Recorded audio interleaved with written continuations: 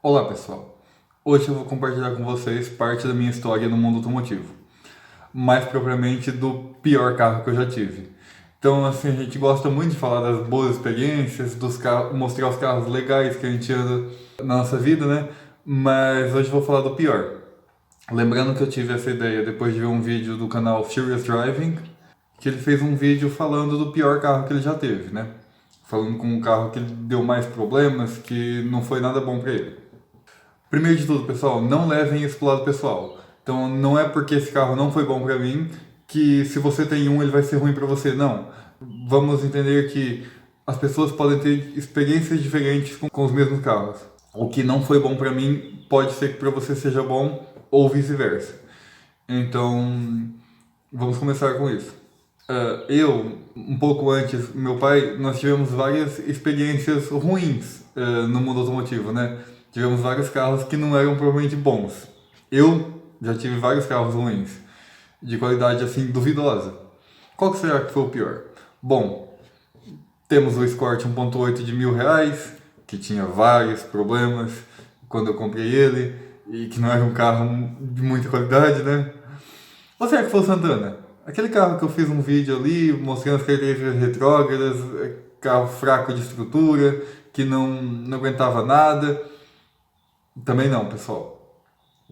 Talvez um Corsa 1.4 Ecoflex que tinha muitos problemas para eu listar num só vídeo. Não, esse também não foi o pior carro. O pior carro que eu tive foi um Celta 1.0 VHC Life do ano 2006. Bom, para começar, vamos falar do que me levou a comprar esse carro, né? Então, o ano era 2015, 5 anos atrás, o tempo passa, né? Eu estava vivendo num momento de transição, então eu estava saindo de Portugal e indo morar para o Brasil para fazer faculdade e começar a minha vida no Brasil. Eu precisava de um carro barato, eu precisava de um carro que fosse econômico e não tivesse custos de manutenção desnecessários, porque afinal eu ia ter mais coisas que me preocupar do que ficar gastando dinheiro com o carro. O carro que eu tinha em Portugal era um Corsa 1.2 de 6 válvulas, 2002, que era bem simples, assim, principalmente para os leões europeus, mas eu gostava muito daquele carro. Então eu pensei, eu vou comprar uma coisa um pouquinho mais simples que esse carro e vai ficar mais ou menos igual. Vai proporcionar uma experiência semelhante ao que o Corsa proporcionava. Eu acabei encontrando esse carro aí, ano 2006, e o carro era bonitinho, totalmente original de pintura. Ele tinha baixa quilometragem no plano dele, tinha por volta de 70 mil quilômetros. É um carro que tinha tudo para ser confiável, já que quase não tinha nada que desse errado. Então, um motor simples, suspensão simples, tudo naquele carro era simples e barato, teoricamente seria super confiável.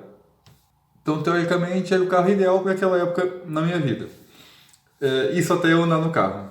Eu imaginei que eu não ia ter problemas pelo carro não ter direção hidráulica, porque na minha mente, é um carro leve. Bom, eu estava muito enganado. A direção do carro era muito pesada para fazer manobras em baixa velocidade. Com o carro parado dava muito trabalho de virar o volante. Ainda que andando a mais de 5 km por hora a gente quase não notava que não tinha direção hidráulica, né? Bom, passando esse choque inicial de ter um carro sem direção hidráulica, sendo que o meu Corsa era direção eletrohidráulica, super macia e tal, os problemas não acabaram por aí.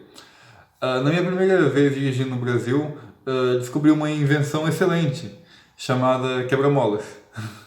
Então, ou lombada em alguns lugares, como vocês chamam. Eu não estava acostumado a dirigir no Brasil. Nas primeiras 3 ou 4 lombadas que eu passei, raspei o carro, que tinha a altura do solo bem baixa, comparada principalmente com um carro brasileiro, né? Pronto, isso não era bem culpa do carro, isso era culpa da minha inabilidade de dirigir em países que tinham lombadas, né? Depois disso, eu descobri outro problema que existe muito mais no Brasil do que na Europa: buracos na estrada. Em cada buraco que eu inevitavelmente passava, eu ouvia uma sinfonia infernal de plásticos rangendo e batendo no carro. Principalmente alguns ali da parte do tampão, que era de plástico duro e não tinha simples forro para suavizar os ruídos, né? Então, vai entender. Numa das primeiras vezes que eu fui baixar o vidro do Celta, manivela, obviamente, né? Cortei a mão numa rebarba do forro de porta, que era plástico puro também, e foi uma experiência bem desagradável. Quem cortou a mão com papel, com plástico, sabe como é que é. Muitas vezes também nesse carro acontecia um problema que era o câmbio podia travar em segunda marcha.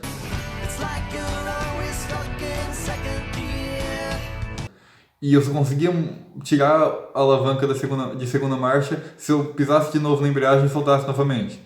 Então esse foi um problema que só me aconteceu nesse carro e sempre em segunda marcha. Então, falando em marchas, o carro tinha um motor fraquinho, né? Então no Celta, para compensar isso, eles deixam o câmbio extremamente curto. O que isso significa? Basicamente isso significa que toda hora você vai estar trocando de marcha. E como toda hora você está trocando de marcha, você tem mais chance de acontecer o bug lá de travar na segunda marcha, que era um pouco irritante, né? Principalmente quando acontecia assim no semáforo e tal, era ruimzinho. Até aqui eu só tinha usado esse carro na cidade, assim, e até que um dia fui viajar, fui pegar uma estrada à noite com esse carro. Foi então que descobri que os faróis monoparábola do Celta têm iluminação insuficiente. E não, a luz alta não resolve esse problema. Se na luz baixa eu não via nada, na luz alta eu incomodava os e não via nada do mesmo jeito. Pra quem não sabe, o farol H4, que você tem a luz baixa e a luz alta na mesma lâmpada, normalmente, quando você coloca a luz alta, ok, você ganha visão, você vê mais longe, só que aquela área que antes era iluminada pelo farol baixo, você perde essa iluminação. Então, basicamente, você tem uma pequena distância ali na frente do carro que você não vê nada, que fica escuro, e depois que começa o facho do farol, se é que isso faz algum sentido. Alguns carros de monoparábola nota-se menos do que outros. No Celta isso é gritante. Você punha a luz alta, ali aquela área logo à frente do carro você não via nada. Então nunca antes eu tinha me sentido inseguro num carro moderno. Então o carro parecia totalmente inadequado ao que eu queria fazer com ele, a situação que o carro precisaria enfrentar, né? Em outra situação de estrada, novamente à noite, né? Não consegui me desviar de um buraco a tempo. E o ar vazou de um dos pneus dianteiros. Não, o pneu não furou, a roda dobrou. Tamanha era a fragilidade daquelas rodas aro 13 com pneus fininhos. Por sorte o carro tinha todas as ferramentas e o step lá e pronto, eu instalei o step e tudo deu certo. Um outro dia, felizmente agora andando na cidade, surgiu o primeiro problema mecânico desse carro. O líquido do radiador vazou todo, devido a um rompimento da bomba de água. Por sorte eu conheci um mecânico que não ficava muito longe lá, e consegui chegar com o carro até lá sem nenhum problema de sobreaquecimento. Aproveitei, já que estava trocando a bomba de água, troquei também a correia dentada e o serviço até saiu barato. E não afetou nada no carro, não causou grande inconveniente, então até aqui eu estava contente com a minha Econobox.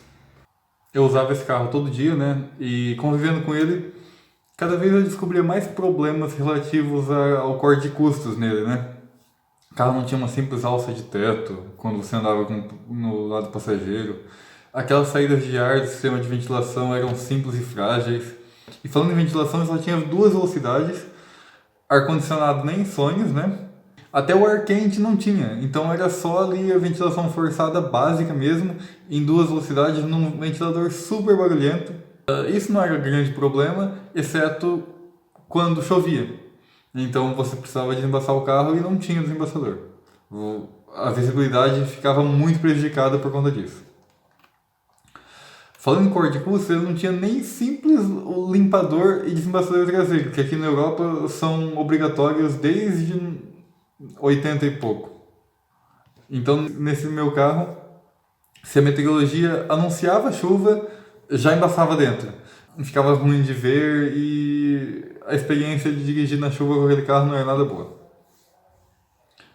Daí vocês me dizem, bom, pelo menos o carro era econômico. Não, não era. Sem dúvida foi um dos carros menos econômicos que eu já tive, até hoje. Na cidade dava para tolerar o alto consumo, mas na estrada o carro bebia muito mais do que tinha direito. Por tão pouco peso, tão pouca potência e tão pouco tamanho. E se vocês me disserem que 11 km por litro na gasolina, num carro pequeno, na estrada, é bom, eu não sei o que vocês acham um consumo ruim. No frio, o carro era gelado e embaçava. No calor, extremamente quente. Na cidade, impossível de se manobrar. Na estrada, impossível de andar à noite. Aliás, qualquer situação de estrada já ameaçava aquelas rodas baratas com pneus finos, né? Numa outra viagem, andando normalmente com o carro, e por normalmente eu digo mantendo uns 4.500 RPM, só para eu conseguir atingir os 100 km por hora em quinta marcha. Eu já falei que o câmbio desse carro é bem curto, né? Então, a desvantagem disso é que se você quiser manter uma velocidade de estrada, você tem que acelerar muito. Então, o ponteiro das rotações está lá em cima. E, de repente, eu notei que a temperatura do líquido de arrefecimento estava aumentando rapidamente. Sem que eu pudesse fazer nada, o motor do carro desligou, de repente. Encostei no acostamento, que era quase inexistente, né? Nessas estradas brasileiras. Bem-vindo ao Brasil, otário. E constatei que a junta do cabeçote, do pobre 1.0 VHC, tinha ido para o espaço.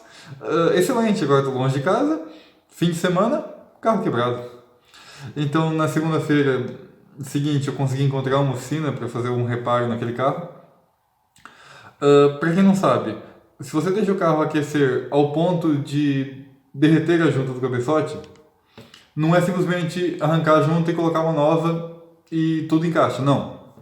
Quando ele aquece desse jeito, normalmente o cabeçote deforma também. Então, para isso você precisa nivelar o cabeçote para que uma nova junta encaixe perfeitamente.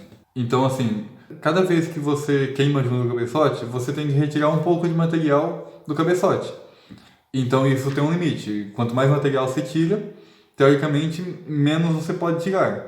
Então as coisas têm uma tolerância, né? E você está mexendo nessa tolerância que supostamente não era para ser mexida. E se você retirar muito material do cabeçote, ou até do bloco, dependendo do estrago que for, você começa a ter problemas. Que tipo de problema vocês perguntam? Bom, isso eu estava prestes a descobrir. Ao nivelar um cabeçote, você acaba aumentando levemente a taxa de compressão do motor. Então, por retirar o material do cabeçote, as válvulas acabam ficando mais perto dos pistões, que continuam a ter o mesmo curso, né? Tanto as válvulas como os pistões continuam no mesmo lugar, só que tem menos distância entre eles. Ok, um pouco mais de compressão normalmente não é problema, a não ser que seu motor já tenha uma taxa de compressão alta para o tipo de motor que é. No caso, um motor Very High Compression, VHC. Resumindo, o meu carro ficou bebendo ainda mais e andando ainda menos, acreditem se quiserem. Então ficou mais manco do que já era. Então, com isso, gastei bastante dinheiro naquele carro e o carro que já não era bom, nunca mais ficou nem igual era no início, sabe? Ele ficou pior ainda do que já era. Então realmente foi um carro que eu não tive sorte. Eu achei que seria um carro confiável, especialmente por ter uma baixa quilometragem, estar em ótimo estado, assim, mas como eu me enganei. Com menos de 80 mil quilômetros, o carro já tinha o cabeçote rebaixado. Por causa disso, eu estava com consumo pior do que antes. Felizmente, consegui vender o carro pelo mesmo preço que eu paguei e foi um dos poucos carros que eu tive que não me deixaram saudades. Então, basicamente é isso, pessoal. Quando me falam assim em carros bomba, a manutenção desse carro é muito cara, normalmente eu penso assim, o que esse carro vai te proporcionar? O seu conforto com esse carro, a sua performance com esse carro, compensa essa manutenção que você está tendo? O valor do carro compensa? Pelo menos isso? Bom, no Celta eu notei que não compensava. Então, não tinha razão nenhuma para mim continuar com um carro que para mim não era confortável, não tinha um desempenho bom, não tinha nem o consumo bom e pagar por isso, fazer manutenções no carro. Então, basicamente, isso me deixou um pouco escaldado com esses carros 1.0, principalmente, com esses carros com motorzinho pequeno, motorzinho fraco, porque muitas vezes ele não vai ser econômico e você vai gastar mais do que se você tivesse pegado um carro com um pouquinho mais de estrutura, com um motor que aguentasse um pouquinho mais, sabe? Então, basicamente, é isso. Espero que quem tenha Celta não tenha ficado bravo comigo. Se quiser colocar aí nos comentários que a culpa é minha, eu não sei cuidar do carro, é com você. Você comenta o que você quiser. O comentário tá aí para isso. E muito obrigado por assistirem e até o próximo vídeo.